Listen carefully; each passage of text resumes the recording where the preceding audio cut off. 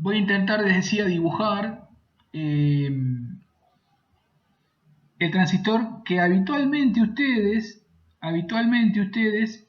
trabajan con este transistor. En la mayoría de los libros se van a encontrar con el transistor NPN. Todas las explicaciones están relacionadas con este transistor. Tengan cuidado de lo siguiente. Fíjense que cuando yo polarizo el transistor PNP, ¿sí?, la juntura se polariza al revés, va a quedar al revés. Miren este tema. Fíjense que acá está el positivo y acá está el negativo. Y obviamente, como la juntura cambia ahora, el N es el semiconductor de la izquierda, digamos. Fíjense que tengan cuidado con esto. Eso va a implicar que cuando analicen las curvas, las polarizaciones, los valores van a ser los inversos, etcétera, etcétera. Tengan cuidado con eso. Pero ¿qué pasa? No se explican los dos, se explica uno solo y ya se asume que cuando quiero utilizar un transistor en vez de NPN, un transistor PNP, bueno, cambio todo lo concerniente al tipo de polarización. ¿Estamos de acuerdo?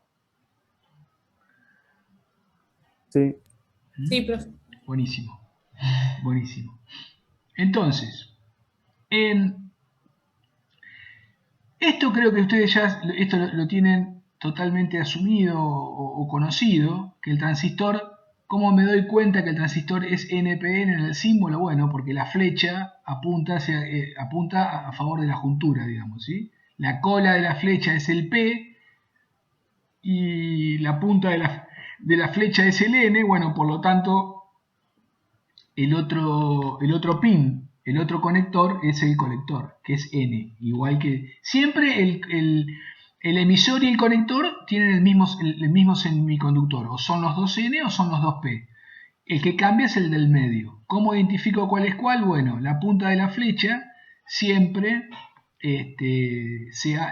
determina el N, ¿sí? Si yo quiero dibujar el otro transistor, el PNP, bueno, la flecha apunta hacia adentro. Eso ténganlo presente. Entonces, cuando yo quiero polarizar ahora en directa, si yo quiero polarizar en directa, acá voy a tener que poner positivo. Bueno, acá obviamente es el emisor, que es P, N y P. Entonces, si yo quiero polarizar en directa, el positivo lo voy a tener que poner acá y el negativo lo voy a tener que poner acá. Cosa que en el transistor NPN era al revés, el positivo iba a la base y el negativo iba al emisor. A eso me refiero cuando les cuento esto de que cambian, tengan cuidado con eso, de dónde ponen el positivo y dónde ponen el negativo, dependiendo del transistor. Un error muy habitual es pensar que siempre el positivo va en la base y el negativo va en el emisor, en las polarizaciones. Cuidado, porque si el transistor cambia es al revés.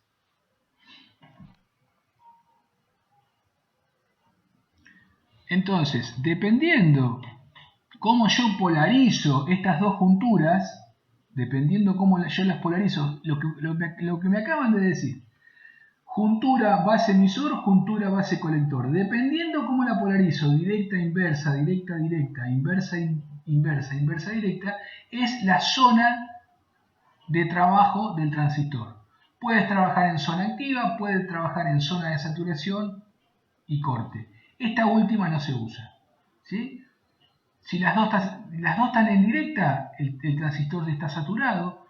Si las dos están en inversa, el transistor está en corte. Y si es directa e inversa, el transistor está en zona activa, ¿sí? Y esto que está hablando inversa directa está referido a la diapositiva anterior. Ahora bien, en función de todo esto que acabamos de ver, vamos a establecer lo que se llaman las curvas de entrada y las curvas de salida del transistor, ¿sí? Curvas de entrada y curvas de salida del transistor. Avancemos un poquito con respecto al video. Que ese circuito funcione como amplificador, vamos a trabajar en la zona activa, acá. O sea que cuando yo ponga directa, eso es importante, inversa y trabaje en la zona activa, ese circuito voy a decir que está funcionando como un amplificador. Es un circuito que funciona como amplificador. ¿Sí? En general va a ser el circuito que nosotros vamos a utilizar en esta materia. Digamos, el 90% de los circuitos que vamos a ver y vamos a calcular van a estar relacionados con esta configuración. Directa, inversa, zona activa. ¿Sí? ¿En qué zona estaría funcionando? ¿En qué zona estaría funcionando este transistor? La base con negativo, exactamente. ¿Sí? Es un transistor, este que está acá, PNP. Acá está, más fácil. Es un transistor PNP. ¿Sí? PNP. Entonces, tenemos conectado al emisor con positivo, es un transistor PNP, y la base con negativo. Por lo tanto, esta juntura, la juntura esta, la base emisor está conectada en directa. Positivo acá, negativo acá. Y esta otra juntura, fíjense que está conectada en inversa. ¿Sí? Porque tengo el negativo en el P y el positivo en el N.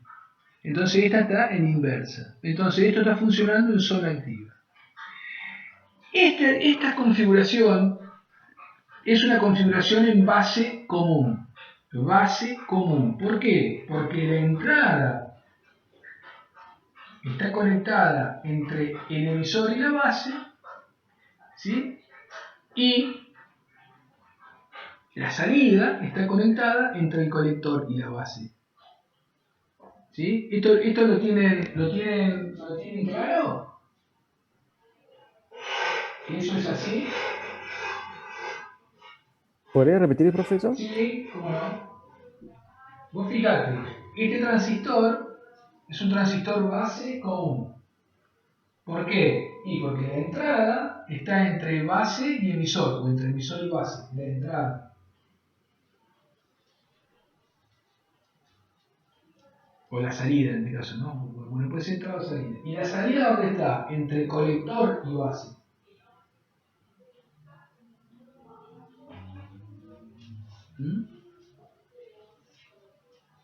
Eso está en la página, por si alguno lo quiere mirar por más detalle, en la página.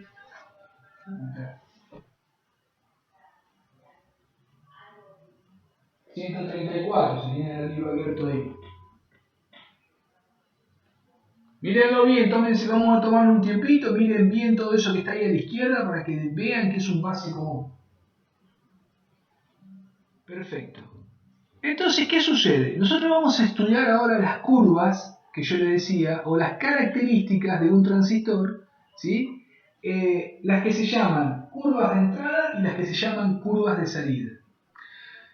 A ver, ¿qué características tienen cada una de ellas? Si ustedes observan estas curvas que están viendo acá, que son curvas que ustedes van a tener que analizar siempre, porque en la hoja de datos siempre vienen estas curvas. Si ustedes observan, son curvas de tres entradas. De tres entradas. Es decir, yo puedo entrar por el eje de las ordenadas, puedo entrar por el eje de las abscisas o puedo entrar por la gráfica en sí. Tres posibilidades. Y si ustedes observan los parámetros que hay en el eje de las ordenadas y en el eje de la abscisa, los que están marcados con rojo, fíjense que pertenecen a la malla de entrada. Y la característica que está en la gráfica de la función, fíjense que pertenece a la malla de salida.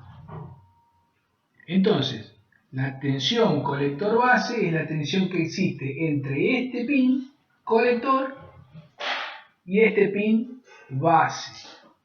Por lo tanto, eso pertenece a la malla de salida. Entonces se llaman estas curvas características de entrada de base común. Es decir, yo puedo variar dos características de entrada y obtener la curva de salida.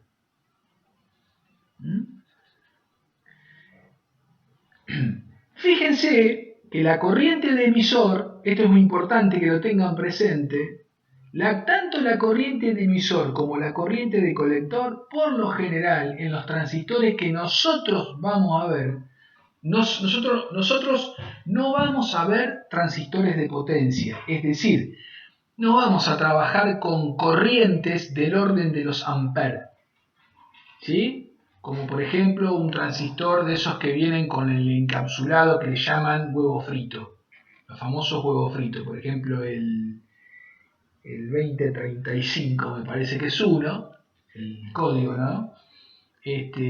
La cápsula de esos transistores ya viene con el como para poner el disipador, son así, de esta manera, por si alguno los tiene visto. Este es el encapsulado, acá viene el transistor, digamos. Y acá tiene dos agujeros donde se le ponen los tornillos, ¿sí? Y esto visto de costado. Esto visto de costado es algo así. Y acá vienen las dos patas, los dos pines. ¿Por qué son dos? Porque el tercer pin es la carcasa esta de acá.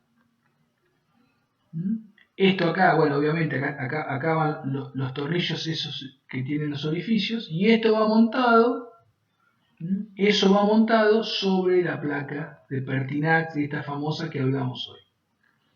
¿Sí? Acá están los orificios. Y acá se le hace el sombrerito de soldado. Estos transistores se llaman transistores de potencia.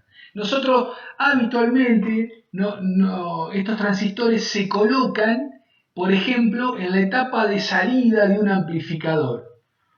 A ver, es importante esto tener presente. Las etapas de salida de los amplificadores, es decir, la última parte del equipo de música, digamos, ya la salida de estos transistores ya van directamente a los parlantes, ¿sí? La conexión que sale de estos transistores va derecho a los parlantes. Ustedes piensen que para que un parlante suene fuerte, digo un parlante, un bafle, tiene que pasar mucha corriente. Por eso las etapas de salida son etapas particulares de los amplificadores de audio, por ejemplo. Entonces, ahí como circula mucha corriente, como ustedes se podrán imaginar, por la ecuación de Joule, potencia es igual a I al cuadrado por R. Entonces, como este número es un número grande, bueno, la potencia disipada es grande. Por lo tanto, estos transistores son transistores que sí o sí van con disipadores. Si ustedes observan atrás de los equipos de música, si alguno tiene la oportunidad de tener un amplificador grande en un equipo de música, si alguno toca la guitarra, y mira la parte de atrás de la caja del amplificador, se van a encontrar que en la parte de atrás de la caja es muy probable que vean esto que les estoy mostrando ahí. Es muy probable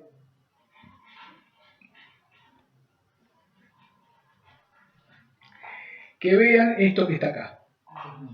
¿Sí? Este encapsulado es metal y precisamente está hecho de metal para que disipe el calor, porque estos se calientan mucho por lo que les decía de la ley de Joule, ¿sí? Entonces estos se colocan afuera de la placa, se colocan directamente sobre la carcasa del equipo. A ver si hay alguna muestra de algún amplificador. Ahí había uno, me parece. Se colocan directamente en la parte de atrás para que directamente disipen el calor, ¿sí? Fíjense, miren esto es importante que lo tengamos presente. ¿Ven esto que están viendo ahí? Esto gris. Fíjense que los... Sí, eso es un disipador más grande. Exactamente, pero fíjense que los transistores, ¿sí? Si los alcanzan a ver esos negritos, son de este tipo. Estos son también de potencia. Si ustedes observan esto, miren acá, por favor, atentos acá. ¿Ven que el encapsulado del transistor atrás tiene una chapa de metal? Esa chapa de metal se le pone grasa siliconada, que es una grasa especial para que la transferencia de calor sea lo más eficiente posible, y se le pone en ese agujero un tornillo conectado a este disipador que está acá. Entonces, estos que son transistores de potencia se calientan mucho y a través de esta chapa de metal, la grasa siliconada y este disipador de metal, de aluminio, hacen que este transistor no se queme, porque circula mucha corriente, del orden de los amperes. ¿Sí? En las etapas de salida de los transistores se usan este tipo de transistores. Pueden ser de esta manera, pero fíjense que tienen metal y tienen las tres patitas, o si no, estos que les mostré al principio,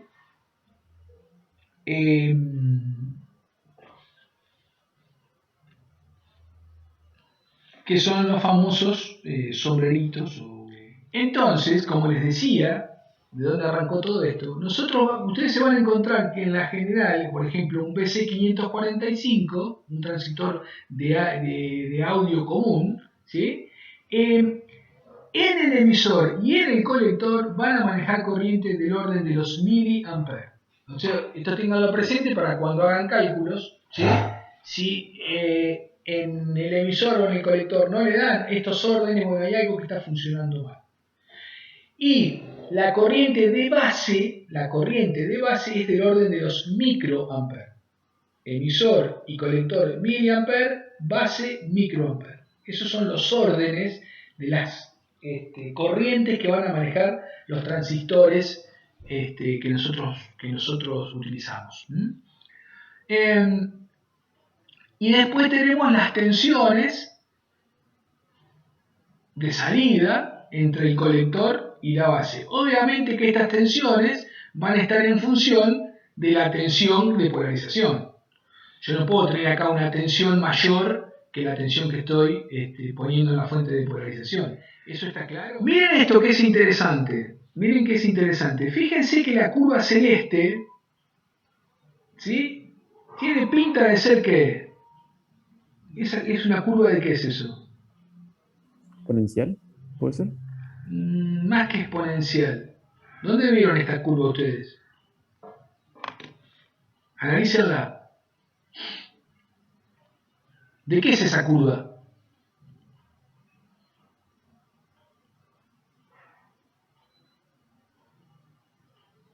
¿La vieron con Ariel?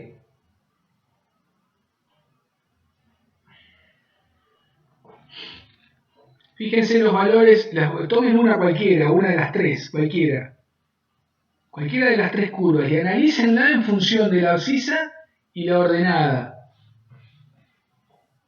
¿Es la curva de qué? ¿Es cuadrática o no? ¿Cómo? ¿O transferencia, no era? Sí, pero ¿de qué dispositivo? De los diodos. Exactamente, es una curva de un diodo. Miren esto, qué interesante. La tensión base emisor, cuando empieza a aumentar 0,1, 0,2, ¿qué corriente hay en la salida? 0. Hasta que llega a qué valor? 0,7. 0,7 es lo que habitualmente se toma como tensión de polarizar una juntura. Por ejemplo, la juntura del diodo. Para que el diodo conduzca, tengo que polarizar la juntura del diodo con 0,7 volt. Por debajo de 0,7 volt, la juntura no se polariza y el diodo no se activa. ¿Sí? Entonces fíjense que cuando supera los 0,7 volt, ahí empieza a circular corriente. La corriente empieza a aumentar en miliamperes. 2, 3, 4, 5, ¿ven? A medida que la tensión de la juntura empieza a aumentar, la corriente también aumenta. Pero eso cuando superó los 0,7 volt. Esa es la polarización de esta juntura de acá.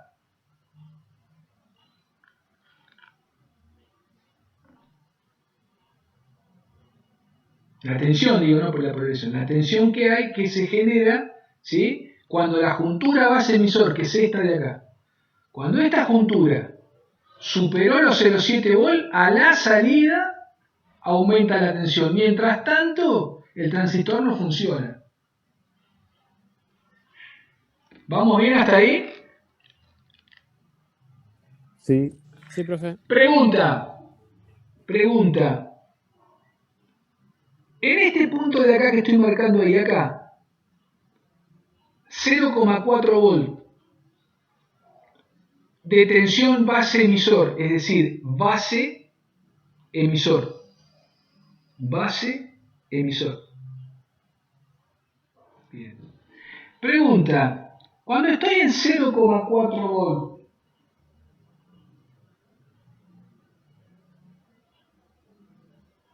¿la juntura está polarizada? ¿En directa o inversa?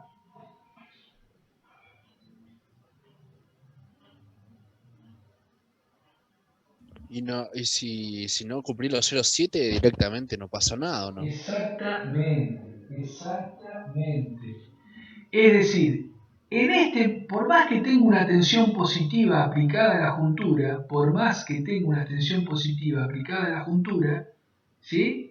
No se polarizó. ¿Hasta cuándo no se polarizó? Hasta que no superó los 0,7 volts. ¿Sí? Eso pasa, ténganlo presente. La polarización sucede cuando se superan los 0,7 volts, es decir, cuando conduce.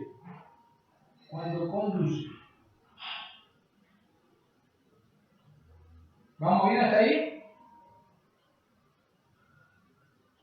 Sí. Sí, profe. Bueno, les voy a aclarar una cosa porque lo estoy detectando en este momento para que lo tengan presente. Y es lo siguiente. Esta gráfica que está acá, ¿se corresponde con esto que está acá? ¿En dónde? Fíjense, analicen esta curva y analicen esto. Díganme si no encuentran ninguna inconsistencia al respecto. ¿Qué dice acá? Tensión base emisor. ¿Sí? La tensión base emisor positiva es para polarizar la juntura base emisor positiva. Pero si ustedes observan, la polarización de esta juntura es, eso lo vieron ustedes en dispositivo, tensión emisor base. Es decir, no es lo mismo emisor base que base emisor. Esta juntura que está acá, este circuito que está acá, esto, si ustedes observan, para polarizar positivo yo tengo que poner este valor por encima de este valor, es decir, VE menos VB tiene que ser mayor a 0,7 volt para que se polarice en directa. ¿Eso se ve? Sí. ¿Sí? En ese caso, si está representada como tensión base emisor, ¿no tendría que ser negativa? Claro, exactamente. Para que esta gráfica se corresponda con esta, acá tendría que decir negativo. Menos 0,2, menos 0,4, menos 0,6. Estos detalles son importantes que lo tengan presente cuando lean el libro. Por eso mismo es importante que lo aclaremos ahora. Fíjense, si ustedes observan, acá miren, si yo quiero analizar esta juntura, la juntura que existe entre el emisor y la base, yo tendría que analizar que la tensión emisor menos la tensión base, eso tiene que ser mayor a 0,7 para que esa juntura esté polarizada en directa. Esta resta yo la puedo poner como tensión BEB, mayor a 0,7. Si yo analizo esta juntura, yo tengo que decir que la tensión base menos la tensión emisor tiene que ser mayor a 0,7 para que esta juntura esté polarizada en directa. Esto es lo mismo que poner VEB B, E. ¿Me siguen ahí? Mayor a 0,7, ¿no? Mayor a 0,7. Díganme si se entiende. Sí. Fíjense que cuando yo digo esto, miren lo que dice ahí.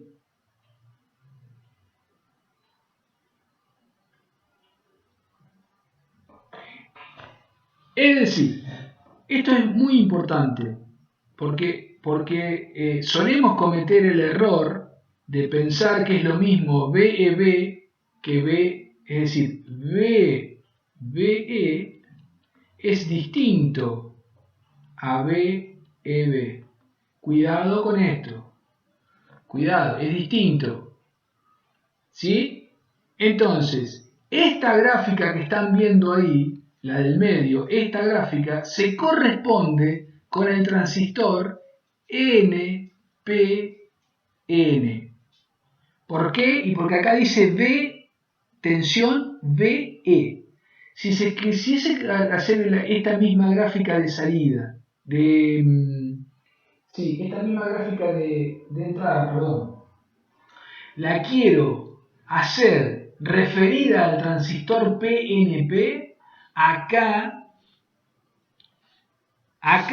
tendría que decir VEB, tendría que decir esto. ¿Se entiende eso? Sí, profe. Tendría que decir esto. Acá tendría que decir VEB. Entonces, cuidado con ese tema. Tengan bien presente ese tema de la polarización en las junturas de los transistores. Ténganlo bien presente porque es muy habitual cometer el error que estamos tratando de clarificar en esta instancia. Es muy habitual cometerlo. Porque sin darnos cuenta, a nosotros nos cambian el transistor y la cosa funciona todo al revés. La juntura siempre se polariza, ¿sí? La cola de la flecha 0,7 volt por encima de la punta de la flecha. La cola de la flecha 0,7 volt por encima de la flecha. Y acá pasa exactamente lo mismo. Esos 0,7 volts es una tensión referencia. Después cuando ustedes usen un transistor de verdad, van a la hoja de datos y se fijan cuál es el valor. Hay transistores que es 0,6, hay transistores que es 0,5, 0,65. Es decir, ese valor está en la hoja de datos. Siempre ronda los 0,7. ¿Sí? Siempre ronda los 0,7. Y se van a encontrar que la polarización de la juntura a la otra, la BCB, por lo general, esa ronda los 0,4 como valor de referencia, es menor. Para polarizar la juntura yo tengo que romper esos 0,4, tanto en directa como en inversa. La juntura base emisor 0,7 y la juntura colector base 0,4. Yo tengo que romper esos límites para polarizar esas junturas. Eso pasa porque, eso lo saben ustedes mejor que yo, porque cuando lo vieron en dispositivos, más allá de que acá esto es P y esto es P, ustedes saben bien que los anchos de las pastillas son distintos, ¿sí? Bueno, pero eso no compete a esta materia. Entonces, volviendo otra vez a las curvas, tenemos que esto es se llaman curvas de entrada o características de entrada de la configuración base común. ¿Por qué se llaman características de entrada? Porque se analiza cómo varía la salida en función de parámetros de entrada, de la malla de entrada, ¿no? Y de emisor y tensión base emisor. Esto acá lo que tendríamos que hacer es sacarlo, después lo voy a hacer, y poner la otra configuración, la que corresponde, ¿no? que es esta de acá de la derecha. Esta es la que va acá. Esto está, este gráfico está mal. Gráfico incorrecto.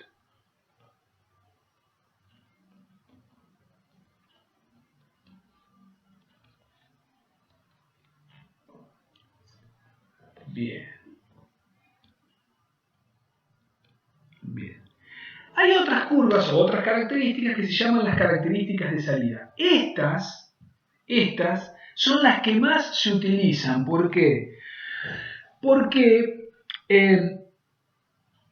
sobre esta gráfica o otra que es parecida, ¿sí? O otra que es parecida, donde acá se grafica la tensión colector-emisor, en las hojas de datos suelen venir, se traza la recta de carga.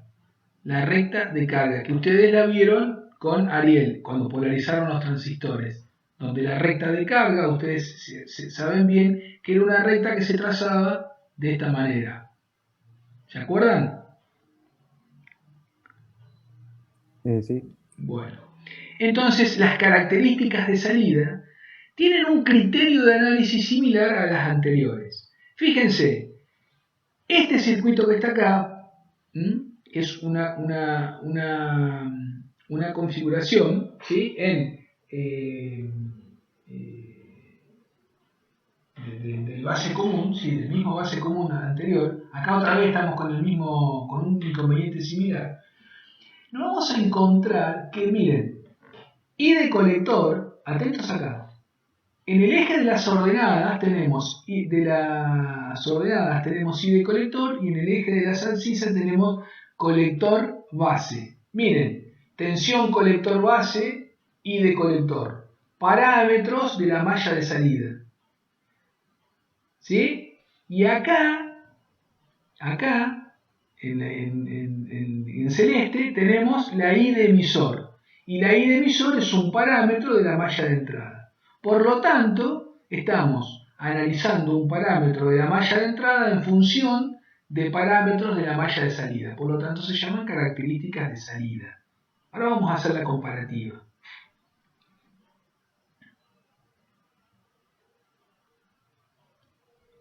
Cuando digo la comparativa, me refiero a esto. ¿Sí? Fíjense, características de entrada y características de salida. Estas dos que están acá son características de salida y estas dos que están acá son características de entrada. Fíjense, cuando analizo características de entrada, en los ejes pongo parámetros de la malla de entrada y en la curva analizo parámetros de la malla de salida. I de emisor, tensión base emisor, I de emisor, tensión base emisor, en función de colector base, que es malla de salida. ¿Sí? Por eso se llama de entrada. Y la de salida pasa exactamente lo mismo. Analizo parámetros de la malla de salida, I de colector y tensión colector base, I de colector y colector base o colector emisor, en función de esto que es I de base. Y la I de base es un parámetro de entrada. ¿Sí? Esto sería interesante que después en su casa lo miren con detenimiento, ¿no? Analicen este PDF. Tengan presente el error que se cometió en el PDF, en que esto que está acá, ¿sí? Es al revés. Estas curvas, esta que le estoy marcando acá, fíjense que casualmente en el PDF yo la marqué con una cruz. Esta gráfica es la que más se usa cuando yo hago el diseño de un BJT. Cuando yo hago el diseño de un BJT, lo hago a partir de esta gráfica que les estoy marcando acá, que en el PDF está con una cruz. Y esto que está ahí es un extracto de una hoja de datos. O sea, en la hoja de datos va a venir esta gráfica. Si yo no tengo esta gráfica, no puedo trazar la recta de carga. Y si no puedo trazar la recta de carga, no puedo establecer el punto Q de operación del transistor. Con esto estamos cerrando el tema curvas. Estamos cerrando el tema curvas de transistores. Una cosa que es importante, como ustedes habrán visto hasta acá, ¿sí? Si ustedes observan, en ningún momento yo he hablado de señal. De hecho, fíjense que en ningún momento el circuito está conformado, digamos. Acá no está polarizado el circuito, simplemente estoy analizando el transistor solito. Estoy analizando el transistor solito. No tiene ninguna red de polarización. ¿Por qué es eso? Porque estoy analizando el comportamiento del transistor en continua. Una característica que tienen los transistores cuando analizo los transistores en continua es precisamente que todas las letras que van a ver, la nomenclatura que van a utilizar, se escriben con imprenta mayúscula. Y alguien me va a preguntar, ¿y por qué es eso? Porque después voy a tener que distinguir la convivencia en un circuito de dos señales. Una señal que va a ser la señal de continua, que es la señal de polarización, que es la que estamos viendo acá. Fíjense, IE mayúscula, IC mayúscula, BCB mayúscula. Todas las letras y parámetros y magnitudes relacionadas con la continua en un transistor se ponen con imprenta mayúscula. Una vez que yo polarizo el transistor, establezco la recta de carga en esta gráfica de acá, fíjense, IC mayúscula, BCE mayúscula. Ahí voy a armar la red de polarización, como esta que están viendo ahí, que ustedes esta la manejan de taquito, ¿sí? La red de polarización de 4 transistores. Si ustedes observan, este transistor ya está polarizado. Ahora, ¿está funcionando? No está funcionando. Porque para que este transistor funcione, ¿sí?, entre en acción, yo acá en la entrada le voy a tener que poner una fuente de señal, por ejemplo un micrófono. Y a la salida le voy a tener que conectar una carga, por ejemplo un parlante. Entonces, si ustedes observan que este comentario está atado a esa aclaración que hice yo hoy al principio, de que en un transistor, que en la electrónica todo funcionaba con continua, etcétera, etcétera, esa aclaración que yo hice hoy. Acá se termina de cerrar ese concepto. Si ustedes observan, este circuito tiene, ¿sí?,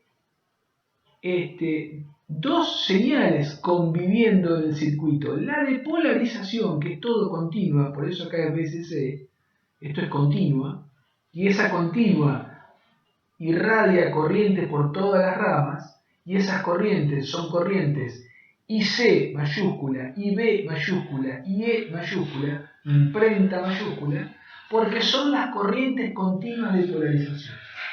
Ahora sucede que por la base, encima, montada sobre esa continua, va a ir la señal. Y la señal se indica con imprenta minúscula. Con imprenta minúscula. Y tienen la particularidad en estos circuitos que se puede aplicar el teorema de superposición. Es decir, yo puedo analizar el circuito en continua por un lado y luego analizo el circuito en señal por el otro. Eso va a implicar que el circuito se va a comportar distinto, digamos, dependiendo si hago el análisis de señal o de continua. ¿Sí? ¿Ustedes ya están trabajando con Ariel con señal? No, todavía no. Perfecto. Mejor, así. Lo vemos con tranquilidad. Bueno, ¿qué les parece si con esto estamos? Bueno, esto que están viendo acá es más o menos lo que les acabo de decir, imprenta mayúscula, análisis de continua polarización. Este PDF yo después se los mando, ¿sí? Porque ya la clase que viene me gustaría empezar con señal. Es decir, vamos a trabajar ahora con lo que va a estar por encima de la continua. Ahí tienen, fíjense que ahí empiezo a trabajar con señal. Ahora van a ver, quiero llegar a ver si tengo algún circuito de señal. Esto es toda la recta de carga. Factor de estabilidad lo ven con Ariel. Acá está el tema de la señal. Acá está, este gráfico les quería mostrar. Después, para cerrar el tema de hoy, para que identifiquen bien lo que les acabo de decir. Después ya vamos a verlo con detalle, obviamente. Miren esto, atentos acá, porque este es el corazón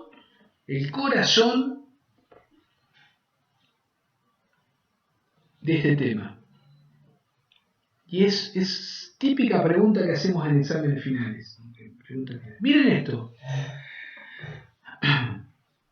La corriente total que circula por un circuito, en estos circuitos, que tienen polarización, que tienen continua, está conformada por dos señales. Esta, la verde, mayúscula imprenta, es la de polarización o la de continua. Y si ustedes observan, está ahí la línea de puntos. Esa es la línea de continua. Determinado valor, no sé, la que sea, que está relacionado con la fuente BCC. Pero montada sobre esa continua va a venir la señal, la señal propiamente dicha, la que se amplifica, la señal que se amplifica. Entonces, si ustedes observan, esto podría ser la voz en el micrófono. Esto podría ser tranquilamente la voz. Si ustedes observan, está montada sobre la continua. ¿Sí? Una pregunta que yo les podría hacer es lo siguiente. Esto que estoy dibujando acá abajo, ¿lo puedo visualizar en un osciloscopio o en un simulador, en un circuito real? Y va, o sea, digamos, una señalidad así bien pura. No, está bien tu aclaración. No me refería a lo de la sinusoidal pura. Vamos a suponer que es una sinusoidal vamos a suponer que esta señal la introducimos a través de un generador de señales, vamos a suponer. Si acá hay un BJT, esto que está acá, ¿yo lo puedo visualizar? La respuesta es, total esto lo vamos a ver más adelante, la respuesta es, esto sí lo puedo visualizar. Porque esto, repito, puede ser una señal generada con un aparato, con un generador de señales. Ahora esto que está acá, no lo puedo visualizar así de esa manera, porque acá le está faltando la continua. La salida siempre la voy a ver de esta manera. Una señal montada sobre la continua. Porque el BJT, si no tiene continua, no anda. Si el BJT yo no lo polarizo, no anda, no funciona como tal, como amplificador. Entonces, la señal de salida va a estar montada sobre la continua. Existen Y si vos amplificás ahí, digamos, tenés un sonido que ponele que está como el gráfico de la izquierda, y después la amplificás y terminás, digamos, tenés esa señal de tu sonido, o sea, ampliada, digamos, sí. Pero ¿y la continua le hace algo? O sea, digamos, ¿se va a escuchar igual bien? O digamos, Lo que sucede, ¿tiene algo malo que la desplace para arriba, digo? Sí, eso lo vamos a ver cuando veamos cascada. Lo que sucede es que lo que se le hace es, a la salida se le coloca un capacitor, ¿sí? De tal manera que el capacitor no deja pasar la continua. Ustedes saben bien que un capacitor, ¿qué pasa con la continua? Claro, para frecuencia, o sea, para frecuencia cero se comporta como un abierto, ¿no? Exacto, ¿O exacto, no va por ahí? Exacto, por ahí pasa. Entonces yo le coloco a la salida un capacitor de tal manera de que la señal pasa, pero la continua no. Entonces ahí elimino la continua, digamos. Pero eso pasa después del capacitor. Antes del capacitor voy a ver esto que está acá. Antes del capacitor sí o sí voy a ver esto. Sucede que existen circuitos, después lo vamos a ver en cascada, en las configuraciones en cascada, circuitos que no se les puede poner un capacitor. No nos adelantemos. Entonces sí o sí va a suceder esto que está acá. ¿Tiene inconvenientes? Sí, tiene inconvenientes. Tiene inconvenientes. Tiene ventajas y desventajas. Me estoy refiriendo a colocar un capacitor o no colocar un capacitor. Tiene ventajas y desventajas. No nos adelantemos, pero pasa eso. Pero lo más importante de todo en esta instancia es que ustedes visualicen esto que está acá. Esto tiene que quedar bien clarito. La señal siempre va montada sobre la continua de polarización. Siempre va montada sobre la continua de polarización.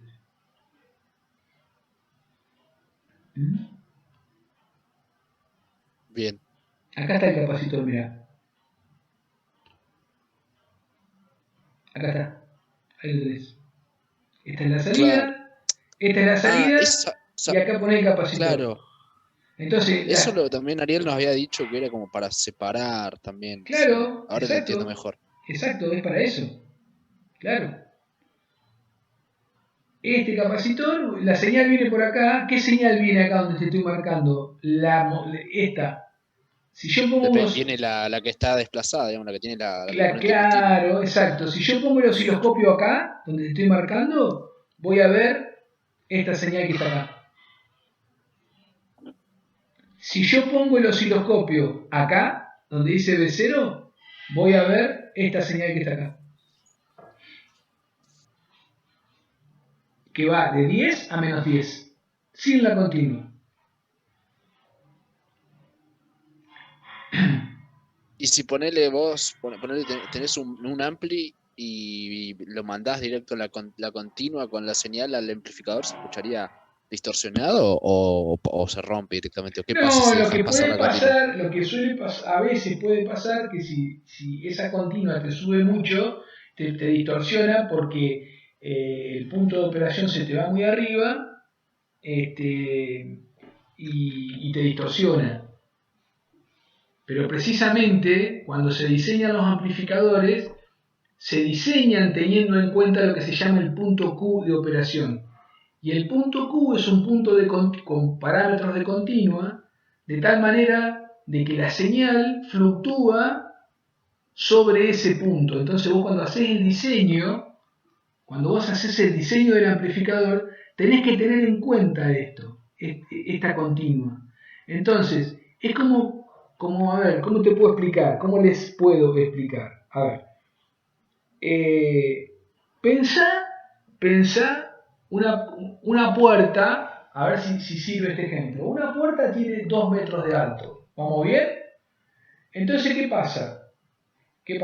Yo, que mido un metro 60 y pico, metro 67, 68, paso tranquilo por esa puerta. ¿Vamos bien? Es decir, claro. Ahora, ¿qué pasa si yo pongo un escalón en la puerta? Sucede que a medida que ese escalón empiece a ser cada vez más alto, va a llegar un momento que mi cabeza va a tocar arriba en el marco. Entonces, cuando yo diseño las personas que pueden pasar por esa puerta, voy a tener que tener en cuenta la altura del escalón. Y en estos circuitos es inevitable que tiene que haber un escalón, porque ese escalón es el que me permite polarizar los transistores. Entonces, cuando yo diseño el circuito, yo tengo que tener en cuenta la altura del escalón. ¿Qué sucede? Sucede que si ese escalón está muy abajo, ¿sí?, no pensemos un escalón, vamos a hacer un ejemplo que va a ser más claro aún. Pongamos una soga en vez de un escalón. Si la puerta tiene 2 metros de alto y yo pongo la soga a 1 metro y pueden pasar personas por abajo y por arriba, van a poder pasar, las personas más altas que van a poder pasar por abajo y por arriba son de 1 metro. ¿Estamos todos de acuerdo? Claro. Al resto me está contestando uno solo. ¿Está algún otro? ¿Alguna de las chicas? No sé quién me está hablando ahí. Marcos, ¿estás? Francisco, Lautaro. Sí, yo te estaba hablando recién. Bien. ¿Se entiende?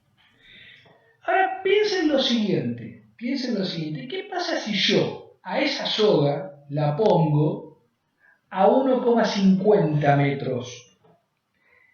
La pregunta es, ¿qué altura máxima me va a permitir pasar por esa puerta? Tanto por arriba o por abajo. 50 centímetros. 50 centímetros. Alguien me va a decir, sí, pero para abajo tengo 1,5 metros. Exactamente. Por abajo te pueden pasar personas de 1,5 metros. Pero por arriba no. Por lo tanto, el límite son 50 centímetros, porque las personas de 1,50 metros no te pasan por arriba. A esto, en estos circuitos en electrónica, se llama configurar el circuito para máxima excursión simétrica. Es decir, encontrar un punto tal que pasen las personas lo más alta posibles, es decir, ponerlo a 1 metro. ¿Cuál es lo óptimo en una puerta de 2 metros? Poner la soga a 1 metro, para que te pasen tanto las de 1 metro por arriba como por abajo. Ustedes piensen en una señal sinusoidal. Si yo hago pasar esa señal sinusoidal y el cero de la señal sinusoidal es la soga, el lóbulo superior va a tener 1 metro y el lóbulo inferior va a tener 1 metro. El ciclo superior va a tener 1 metro. Si esa soga se sube, voy a tener que, por encima van a pasar ciclos de 50 centímetros, pero por abajo van a poder pasar ciclos de 1,5 metros. Pero el ciclo de 1,5 metros, cuando vaya para arriba, se choca, hay distorsión. Por eso es tan importante entender bien la configuración de la continua. Porque si no entendemos bien esto, el transistor me va a chocar arriba del marco, me va a saturar, o me va a tocar abajo, me va a cortar. Como los transistores se configuran en nuestros casos para que trabajen en la zona activa, el trabajo en la zona activa tiene que ser tal que el rango no me permita ni que se sature ni que corte. ¿Está claro? Sí, por eso es como que se configura el punto medio, Claro, o sea, el punto Q en el medio. exactamente. Por eso, a eso se le llama excursión simétrica máxima o máxima excursión simétrica. Eso significa, por ahí lo han escuchado hablar, con Ariel se los ha nombrado, se los ha mencionado, diseñar el circuito para MES, M-E-S, máxima excursión simétrica. Diseñar eso significa poner el punto Q en la mitad, como decís vos. Poner la soga a 1 metro. Eso lo vamos a ver, no nos apuremos, pero es interesante ir entendiéndolo bien.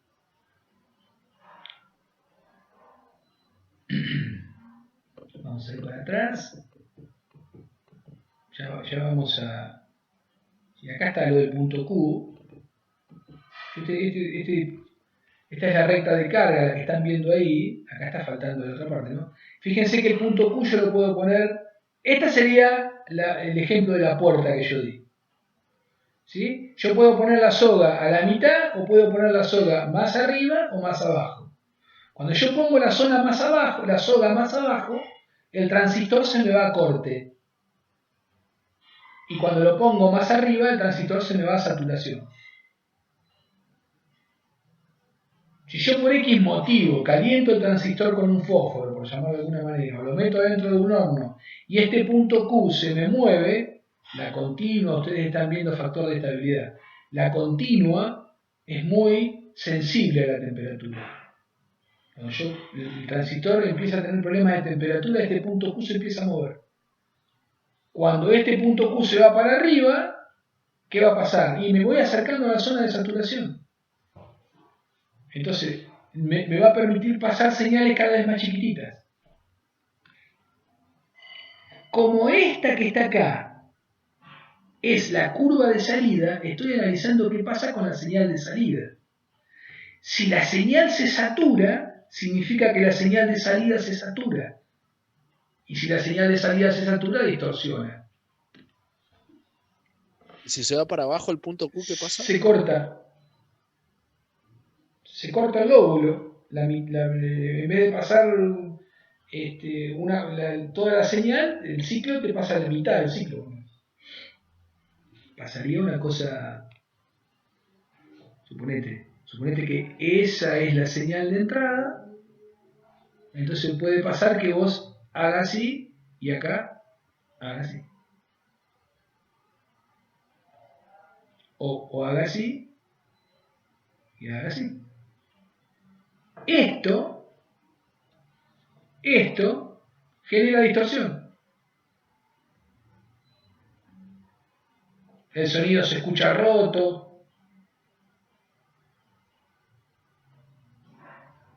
O la famosa saturación que empiezan los graves empiezan a afectar la calidad del sonido. Cuando se satura un amplificador, ustedes ven que los graves empiezan a afectar.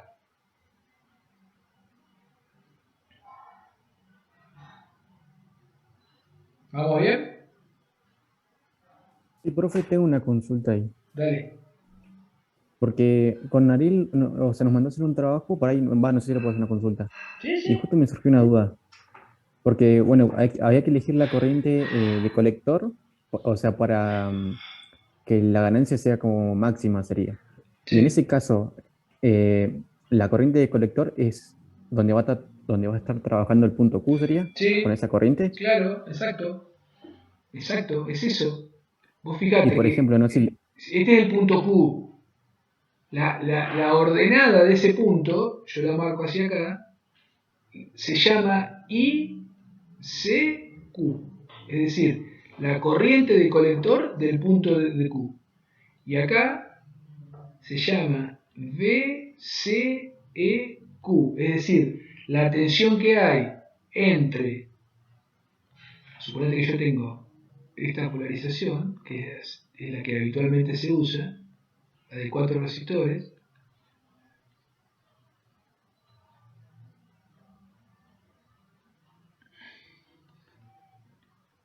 y acá tengo VCC, en el punto Q, ¿sí? La señal, podríamos decir que vale 0, después la señal empieza a moverse de acá para allá. Entonces, vamos a suponer que acá tengo la salida, entonces, VCEQ es la tensión que hay acá, cuando no hay señal. VCEQ. Y ICQ es la corriente que pasa por acá, cuando no hay señal. Ese es el punto que se llama punto de polarización. Esto es RC, esto es RE, esto lo llaman R1 y esto lo llaman R2. Ahora después vamos a ver cómo variando, qué parámetros varío de estos, R1, RC, R2, vemos cómo movemos el punto Q para arriba o para abajo. Siempre el objetivo es tratar de meterlo en el medio, digamos, ¿no? En el medio de la recta de señal, no la de continua. Cuidado con eso. Eso lo vamos a ver en la clase que viene. Por ejemplo, si yo para una corriente de 10 mA tengo la ganancia máxima. Para que quede ubicada ahí en el medio, la corriente de saturación tendría que ser de 20. Sí.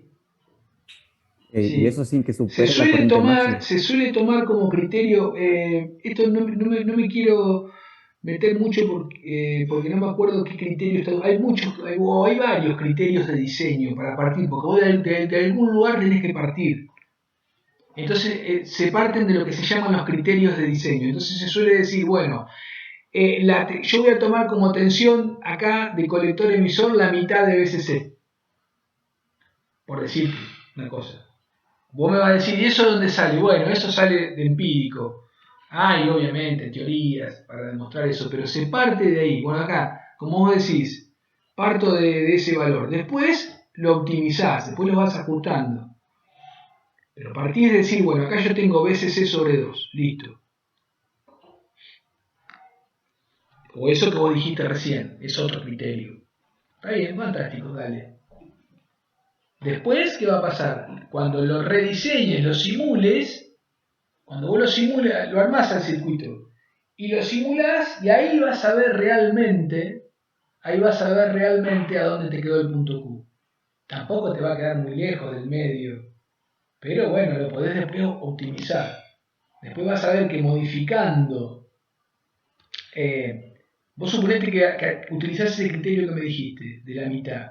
Bueno, fantástico. Y después cuando lo simulás ves que tenés problemas, después vas a ver que modificando alguna de estas resistencias vas a poder vos mover, poniendo un pote acá, ponele, ese punto Q lo vas a empezar a mover para donde vos quieras. Si se te alejó para acá, ponele, lo llevas otra vez para el medio, modificando alguna de estas resistencias.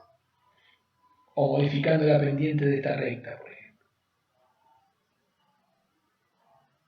Todo lleva a que vos tenés que seguir laburando para que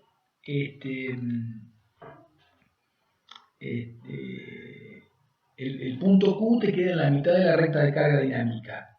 Dinámica, no estática, dinámica. Pero como vos empezás a diseñar a partir de la continua, que es lo estático, una vez que armás todo eso, después metés la señal